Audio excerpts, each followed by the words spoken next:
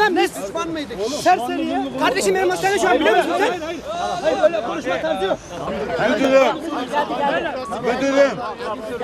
Müdürüm, dinleyin beni dinleyin. Yusuf abi Kamyonun sahibi.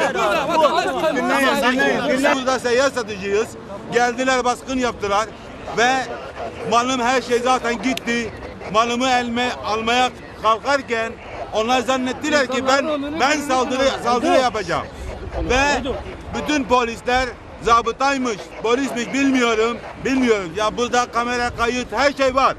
Ve beni burada dövdüler. Bu halimi de görüyorsunuz. Senin müracaatını alacağım. Ama bir saniye, ama beni sahil gezdirdiler. Oradaki arabanın içindeki bir sürü amir vardı ve zabıta vardı.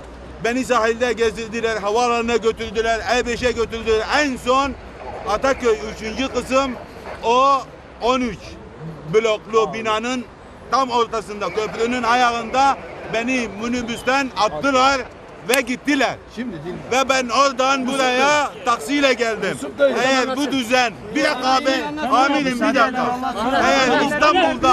Eğer İstanbul'da öyle bir şey varsa, öyle bir düzen, güzelim Türkiye'de öyle bir şey varsa, takdiri sana, amirine, büyüklere, her şeye bırakıyor. Şimdi bak, yapabileceği Müdürüm gücü onu orada götürsen de dile boş. Adam diyor ki beni oraya